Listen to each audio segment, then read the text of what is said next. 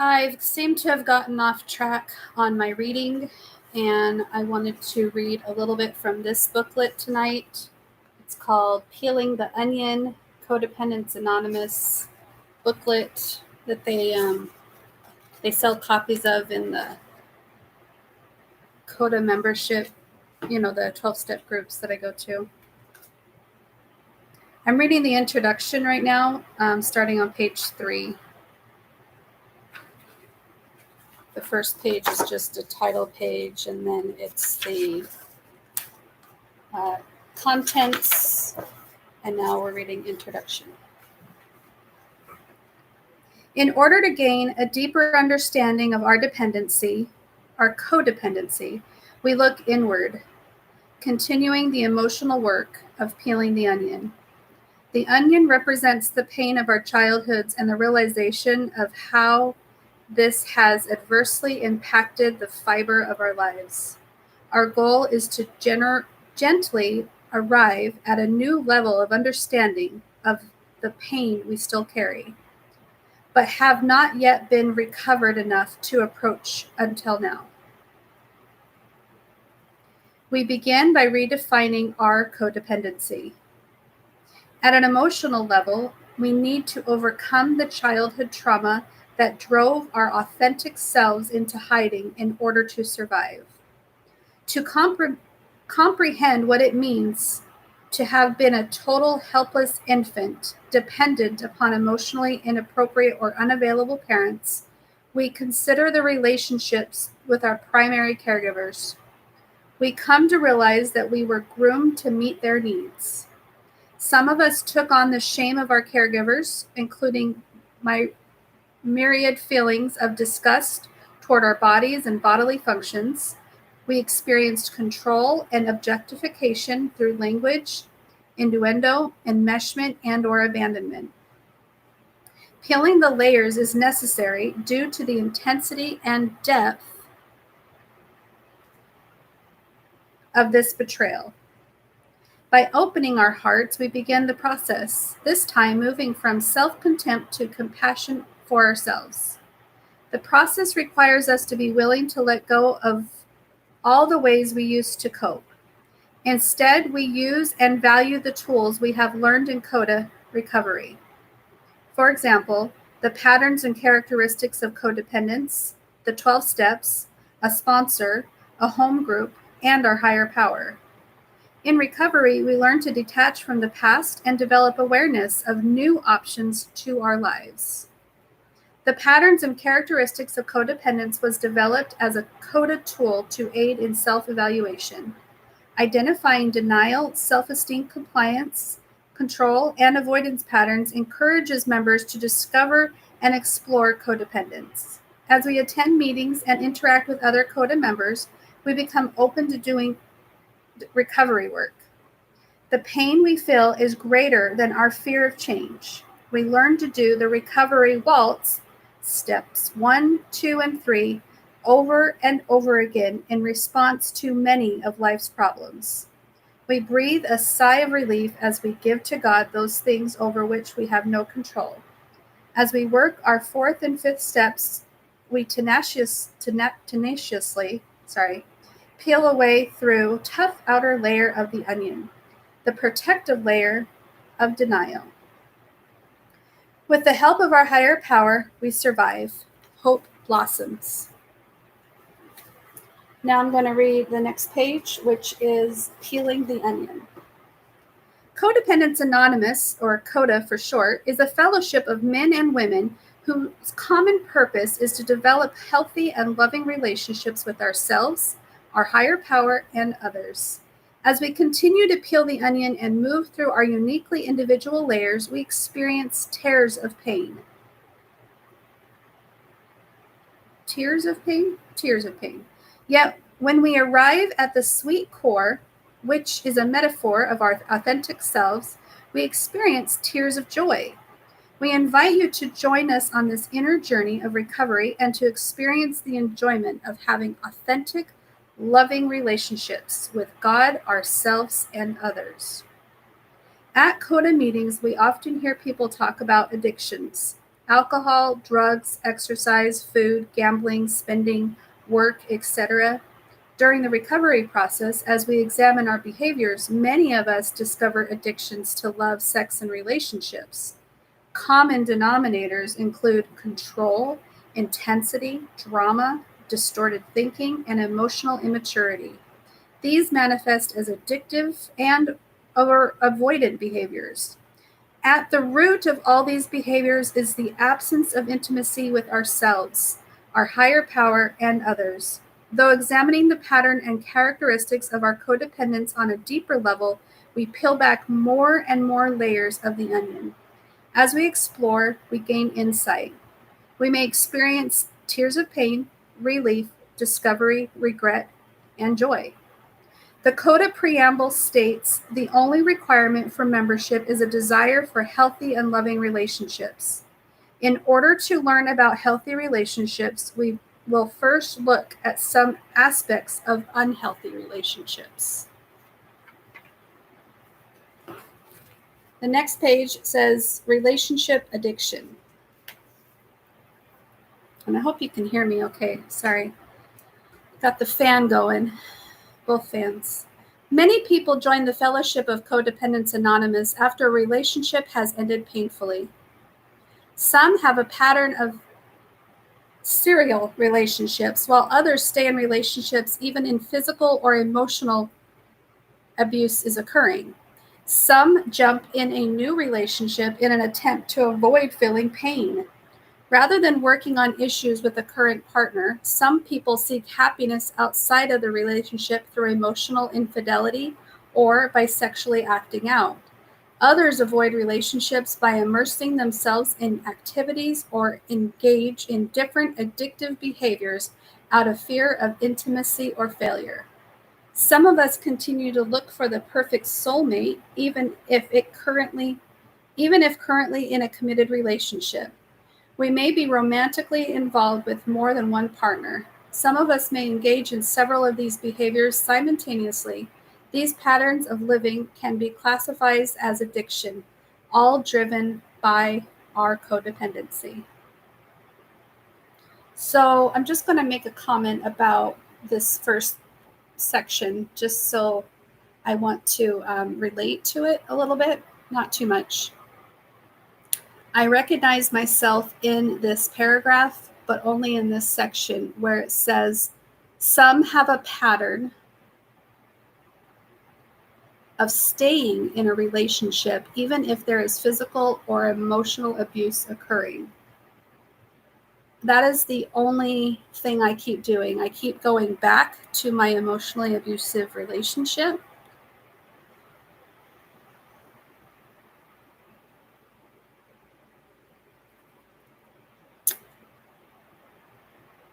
But I do recognize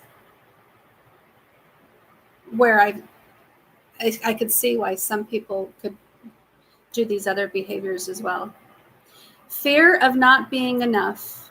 In love addiction, we are hooked on being in love and stuck in the illusion of romance.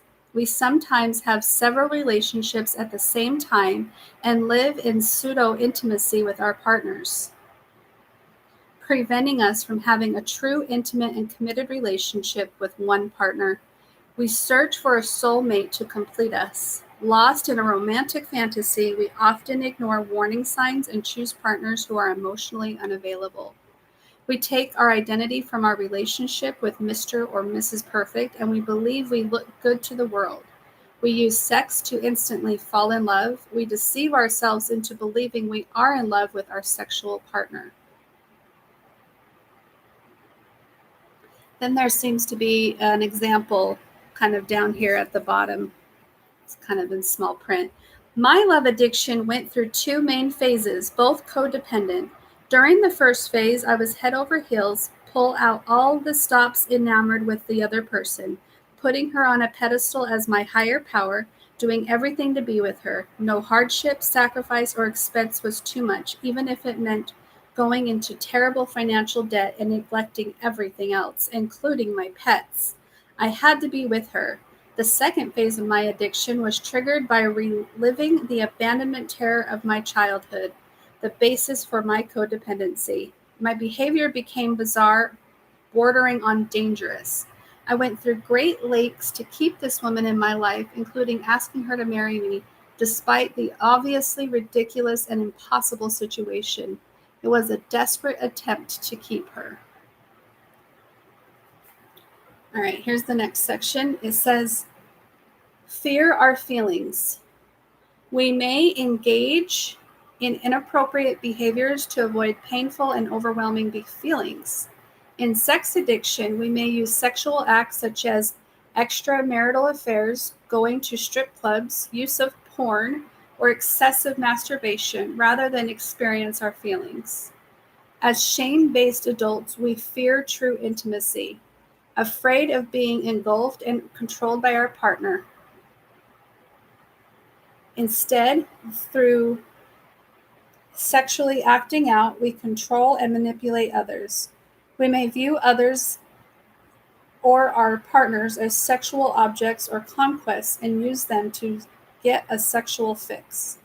The concept of sexuality is a healthy, God-given gift and method of expressing intimacy is heartbreakingly absent in our lives.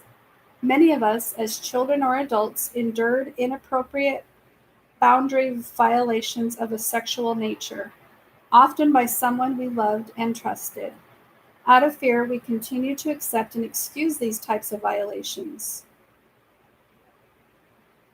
We believe as long as we have a sexual relationship with a partner, we will not be abandoned. Being sexually addictive is a means to get attention, to gain a sense of worth, or to create an illusion of intimacy or power. Accepting or giving physical and emotional abuse provides excitement and feels better than not having a partner. Some of us argue and create drama as a precursor to getting a high from makeup sex.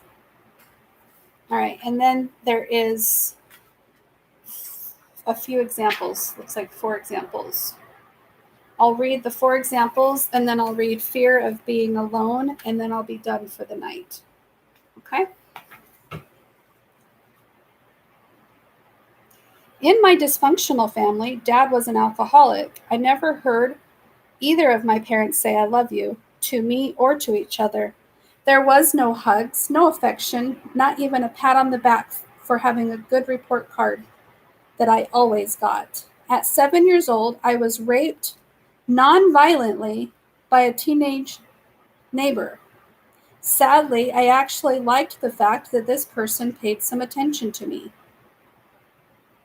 All right, here's another one. I was constantly on the lookout for my next relationship. I knew how to engage a man in a conversation so he'd think he was the only one in the room. I could flirt, tease, and beguile a man into thinking he had to have me. I became an expert at sexual innuendos. Even though it went against who I was inside, there was many times I had sex in order to clinch the deal. The deal was that now he'd be my boyfriend. Here's another sentence. I guess it's a different example. I would create drama and let arguments escalate, knowing the sex would be more intense. And here's another sentence. I used other people to fill the God-shaped hole inside me. I fantasized about sexual acts and I wanted to participate with others as I mentally played and replayed the events. Along with the fantasy and replay, I felt passion, strength, power, love, drama, and control. These feelings masked my pains, grief, trauma, and self-hate. Wow. All right, and then the last little section is fear of being alone, and then I'll be done for the night, and then this part I'll read next time. Fear of being alone. In relationship addiction, we stay in the relationship, no matter how unsatisfying, because we cannot tolerate being alone. We are afraid of change, do not know how to let go, or how to move on with our lives unless we have another relationship lined up. If our partner ends the relationship, we are willing to do anything to get him or her back. We may threaten, beg, or use sex to manipulate. If we cannot change our partner's mind, we get into another relationship as soon as possible. We may, in desperation, even stay in dangerously abusive relationships to avoid being alone. All right, and then there's 4 bullet points down here that look like examples. Although I had a sister, I was a loner. I read a lot of romance books and dreamt of falling in love and being swept away from my empty life to one fulfilled with love and happiness. Those 2 worlds were synonymous to me. Couldn't have one without the other. I had my first boyfriend when I was 8 years old, and I was never without one from that point on. I needed that connection to make me feel happy. The next sentence says, when she left, I felt so abandoned and I was so afraid of being alone that I was obsessed with either getting her back or finding someone new.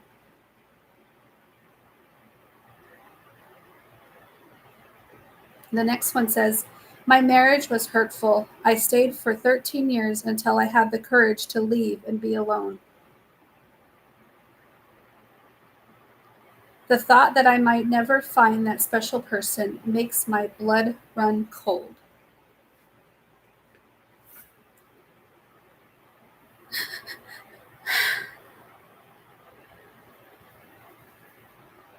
Thank you for reading with me tonight. I'm headed to my CODA group now. I gotta be there at 7 o'clock. If you think you might be codependent, go to the coda.org website. I believe that's CODA.org. I'm pretty sure I'll double check. .org.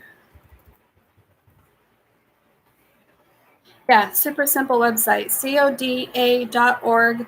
You can join meetings virtually. They have one every Saturday that I've been doing on Saturdays, and they also have ones in person in some areas now that the COVID restrictions are lifted. So if you feel like you just want to get your brain wrapped around the concept of how to peel your own onion and get out of the codependency patterns that are making your life unmanageable, yeah, I highly recommend it. I've only been going a couple of months, and I do see that I'm turning a corner. Thanks again for watching, and I'm sorry, I just don't feel like showing my face right now. I don't feel like it's about my personality. It's just about the principle of what I'm learning, and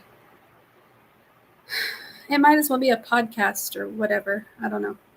Talk to you later. Thanks. Bye.